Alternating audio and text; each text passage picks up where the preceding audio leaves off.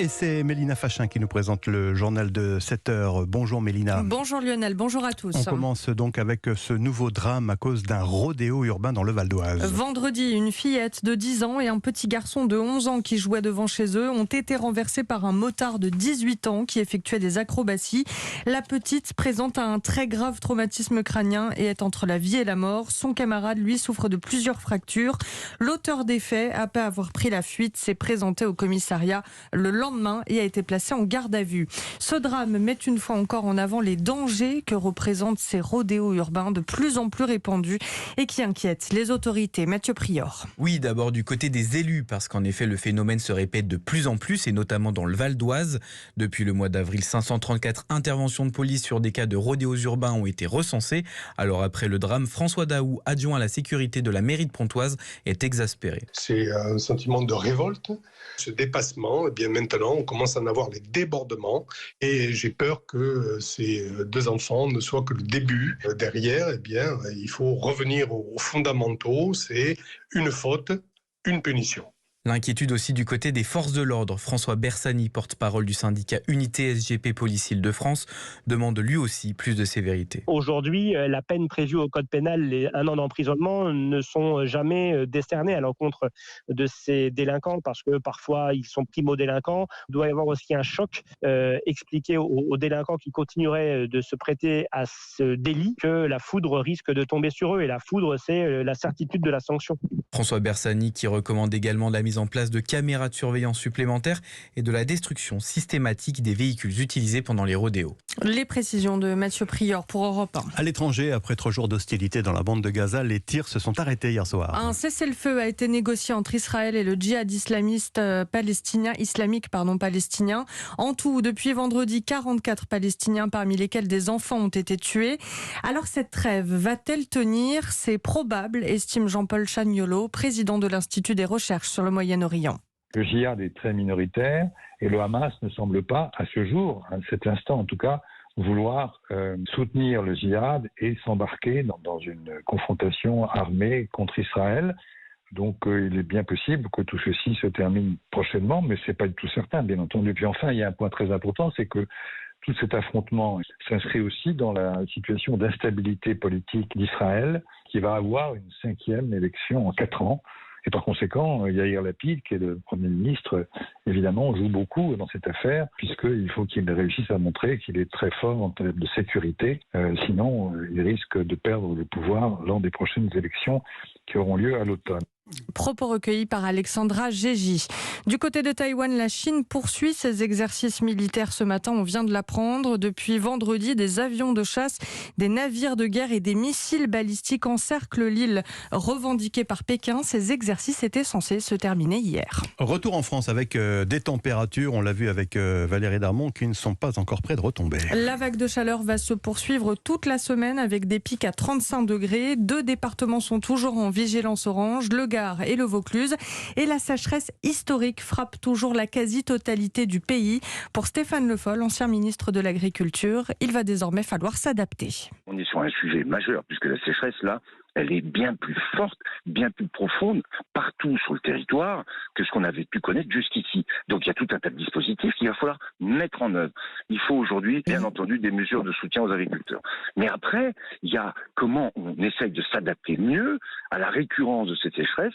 Et ça, c'est un problème qui est beaucoup plus, j'allais dire, profond, avec des modifications de modèles de production, en particulier en allant vers l'agroécologie. Je vais prendre juste un exemple pour ceux qui m'écoutent, c'est qu'il y a des labours aujourd'hui, en particulier les labours de printemps, pour les maïs, qui retournent la terre et qui font évaporer l'eau qu'il y a là-dedans lorsqu'il y a eu des pluies d'hiver. Mais il vaudrait mieux éviter, changer un certain nombre de pratiques pour maintenir l'humidité des sols et garantir à partir de là une meilleure production, en particulier fourragère pour les animaux. Stéphane Le Foll, invité hier soir de Jeanne Baron sur Europe 1. Et le constat, Mélina, c'est que cette sécheresse, évidemment, ne touche pas que la France. Près de la moitié de l'Union européenne subit les assauts de la chaleur. Alors toute la semaine, nous vous proposons un tour d'Europe pour voir comment on s'organise chez nos voisins.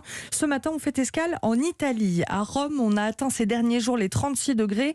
Heureusement, les Romains de l'Antiquité avaient déjà réfléchi à la question. Reportage de notre correspondant Antonino Gallofaro. C'est une petite fontaine qui distribue de l'eau fraîche 24 heures sur 24, mais elle a une petite particularité. Alors ça, c'est un gros nez. On bouche la sortie principale de l'embouchure et l'eau sort du petit trou qu'il y a au milieu du gros nez. On peut donc boire bien plus facilement. C'est quelque chose que l'on trouve seulement à Rome, qui n'existe nulle part ailleurs. Rome compte plus de 2500 nasones et littéralement gros nez, le nom que leur ont donné les Romains à cause de la forme de leur embouchure. Et Lucrezia, comme tous les Romains, en est fière. Quand il fait chaud, il y a de l'eau pour tous. L'eau est un bien commun et gratuit. Ici, elle est accessible à tous. Cette eau fraîche est un héritage des anciens Romains et de leurs aqueducs.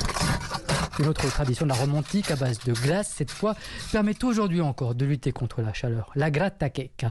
La famille d'Alessandro en produit depuis le début du siècle dernier. La gratta checca romaine est un bâton de glace qui est gratté manuellement avec une petite raboteuse comme le ferait un charpentier. La glace est ensuite versée dans un verre et assaisonnée avec le goût que les gens préfèrent. La chaleur lui permet de vendre plus de gratta checca, mais Alessandro n'en est pas pour autant satisfait. La quantité de travail augmente, mais aussi les coûts. Les machines pour fonctionner avec ces températures consomment beaucoup plus d'énergie. Malgré cette canicule, Rome et sa région ne sont pas en état d'urgence, comme les régions du nord de l'Italie, où contrairement aux Romains, les habitants doivent rationner l'eau. Rome, Antonino Gallofaro, Europe 1. En Ukraine, pour la deuxième fois en un peu plus de 24 heures, la centrale nucléaire de Zaporizhzhia, la plus grande d'Europe, a été bombardée ce week-end. L'Ukraine et la Russie se sont toutes deux renvoyées la responsabilité de ces tirs. Des attaques suicidaires, selon le secrétaire général de l'ONU. Et puis, alors ça va peut-être vous paraître nettement plus anecdotique, mais le conflit russo-ukrainien se déplace maintenant sur le terrain des échecs. Les championnats du monde de la discipline se déroulent actuellement en Inde. C'est là que le Russe Arkady Dvorkovich a été réélu hier à la tête de la Fédération internationale des échecs face à un concurrent ukrainien, et l'affaire a pris une tournure politique. Jean-François Pérez. En effet, les deux adversaires ne se sont pas cachés derrière leurs pions. Des attaques frontales, brutales. Vous êtes responsable de ce qui se passe dans mon pays, a par exemple asséné l'Ukrainien Barish Poliets au Russe Dvorkovich, ancien vice-premier ministre de Vladimir Poutine de 2012 à 2018. Comment pouvons-nous nous permettre ça ? Figure tutélaire des échecs, Barish Poliets a pourtant été battu à plate couture. 157 fédérations sur 179 ont préféré reconduire le dirigeant russe dans ses fonctions. Car au-delà de son parcours politique et de sa gestion réussie de cette fédération mondiale, Dvorkovich est un diplomate madré. Il avait dans un premier temps dénoncé l'invasion de l'Ukraine, envoyant ses pensées aux civils et regrettant, je cite, que les guerres tuent non seulement des vies, mais aussi des espoirs et des liens, avant de faire machine arrière, sous la pression, disent certains, de Poutine en personne. Ce qui ne lui a pas coûté sa réélection. Et signe que le Kremlin suivait ce duel de près, son porte-parole s'est fendu d'une déclaration dans laquelle il se félicite de cette excellente nouvelle. En ces temps de guerre sur l'échiquier international, il n'y a pas de petite victoire pour la Russie. Les précisions de Jean-François Pérez. Alors, il n'y a pas de petite victoire, mais même si le stade de Reims était un peu limité hier soir sur la pelouse du Vélodrome, l'Olympique de Marseille vit un début de saison plutôt réussi. Hein. Oui, lors de la première journée de Ligue 1, l'OM l'a emporté 4-1 hier soir face à Reims au stade Vélodrome. Très bonne opération pour le nouvel entraîneur du club, Igor Tudor, et un gros soulagement pour les Marseillais. Stéphane Burgat.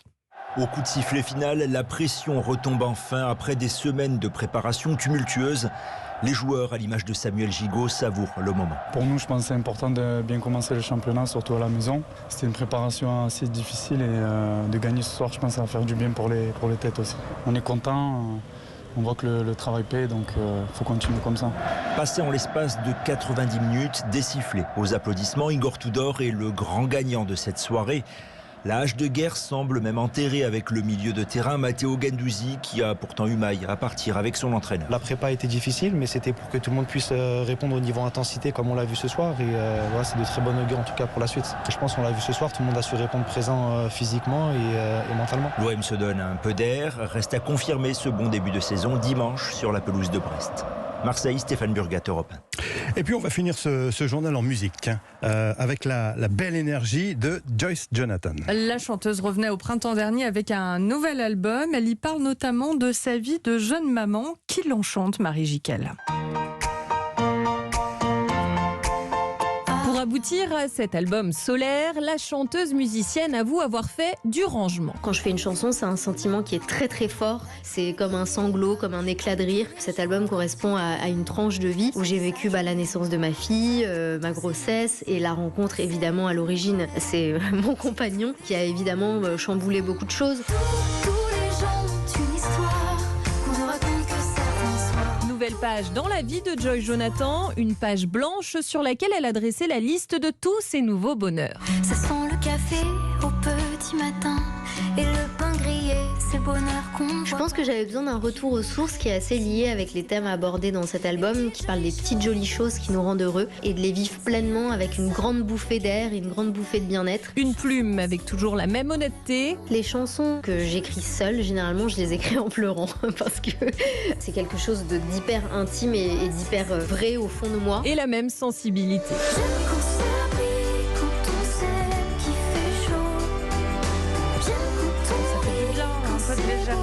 Dans cette actualité pas toujours très marrante. Je vous confirme, effectivement, c'était le journal de Mélina Fachin tout à l'heure. À tout à l'heure.